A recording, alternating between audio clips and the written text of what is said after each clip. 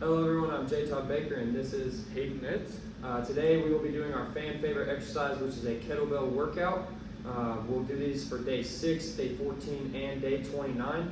For those 3 days, all you'll need is just 2 kettlebells. Some of the exercises include 1 kettlebell needed for the workout and the others include 2. There are a lot of different variations that can go with kettlebell workouts that are just very quick and easy, and that's why it is a fan favorite. Here is the workout first.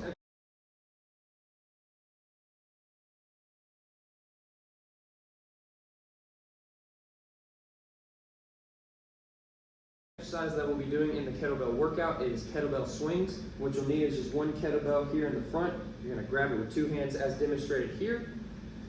With that, it's pretty much like a hip thrust where you're just bending down into a half squat and raising it and throwing the kettlebell as high as nose height.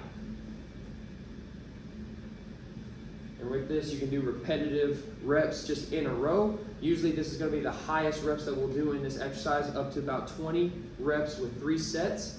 Once it becomes easy and familiar, you can raise the sets and reps up to 25 and to 30. With this, you need a kettlebell for all these workouts, just with enough resistance, but it's not too heavy and too hard as it progresses. Continue on with the workout. This is a side view of it. With that, he's in a 45-degree seated seat where he's not 90 degrees down. He's locking the arms all the way out on each swing, getting it above chin height up to the nose. And with that, again, it is a repetitive motion, getting the most reps out of this, 3 sets of 20. As he goes from the side angle, that is how you do a kettlebell swing. For the second workout in the kettlebell workout, we'll be doing deadlift. With that, you'll just need a singular kettlebell just in front of you. What you'll do is you'll reach down with 2 hands, grabbing onto it, going into a deadlift. Look how he has full extension with the arms as he raises up, going up and down. With this, with the single one, it's just kind of the start of this. We'll show and demonstrate 2 kettlebells as we kind of go. Now he will perform it from a side view, so you kind of get to see that. As you can see, he's keeping everything square up, not bending the shoulders forward, going up and down to complete a deadlift. For progression in this workout, if it gets too easy, you can add a second kettlebell as demonstrated here. Just keeping both sides square and even, going up and down with the deadlift. And you'll get to see it from a side view here. He's keeping the same form, same body position through that, just adding another kettlebell, just keeping both sides even.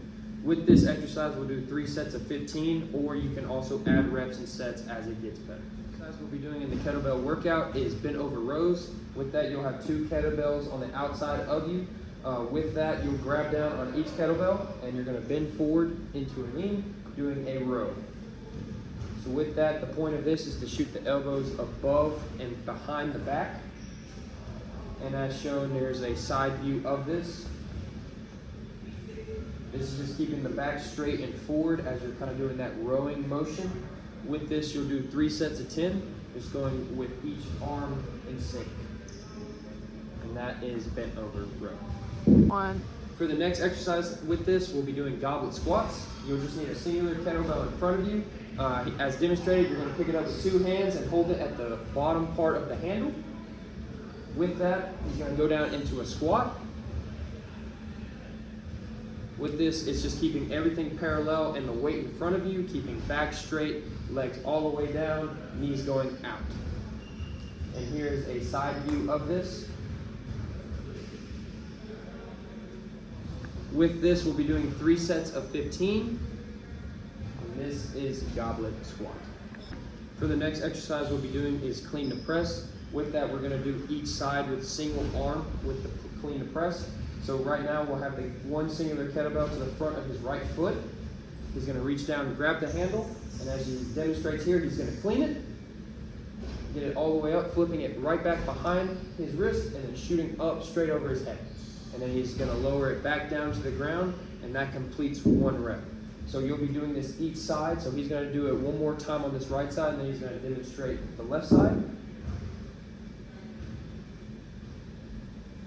Moving over to his left side, demonstrating it here. And And with this exercise, it's with single arm, so you'll do 8 reps each side with 3 sets. And this is how you do clean to press with a single kettlebell. And here's a side angle just to kind of demonstrate and show you. And he's going to do one more on this right side, and then he's going to demonstrate 1 or 2 on the left.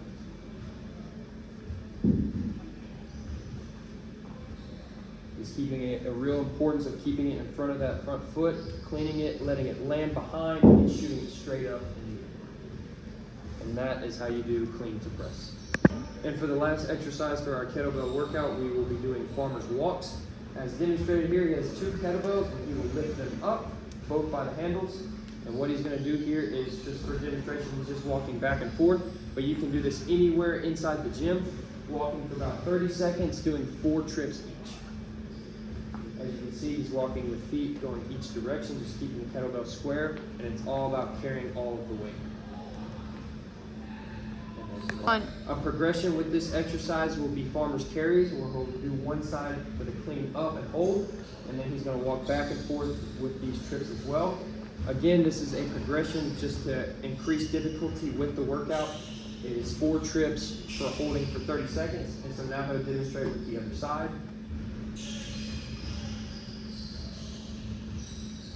Seeing how he really locks out that arm right there as he walks, keeping everything square and everything straight as he walks. And now with our kettlebell workout, we are going to add an advanced movement, which is the Turkish get-up. First off, we are going to have the person here, my client Hayden Nitz, he is going to demonstrate the Turkish get-up, and then he's going to go back down and we're going to break it down by 7 steps, just to show the advancement and the technique and movement of the Turkish get-up. With the Turkish get-up, a lot of people, it's really hard to do just since it's focusing on locking out one arm, keeping a lot of weight up. So we usually start out with no weight, just working on not using the hands or the arms at all. But with that, we are using the lightest thing that we have is a 5-pound kettlebell. And so with this, Hayden Nitz is laying on the ground. The kettlebell is right there at head height. He's going to put his right hand into it, and then he's going to raise it up and lock out. And so he's going to demonstrate the Turkish get-up, and then he's going to lay back down in the form of getting down on a Turkish get-up, and then we're going to walk through it step by step. So go ahead, Hayden.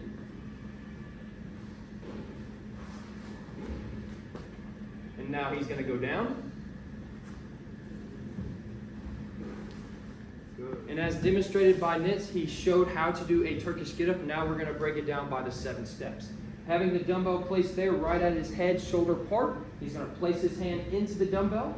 Step 1, he's going to lock out that arm, keeping that elbow tight and arm extended all the way up, not letting the elbow bend any time through this movement. Now he's going to tuck that same side leg as far as he can behind him. That's step 2. Step 3, he's going to tuck the other side leg parallel with his knee. And so with that, it's going to be at 90 degrees so he can. That's step 3. And with that, he's going to sit up, keeping that arm extended. There might be a little bend, but he's really working on keeping that arm elbow lock. That's step 4. Now he's going to drive his knees into the ground, standing up. Right there, that's step 5.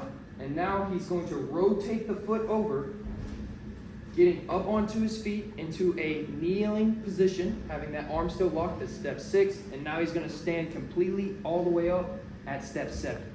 And now with those 7 steps that he demonstrated before, we're going to do the complete opposite of those 7 steps, going backwards into laying back down.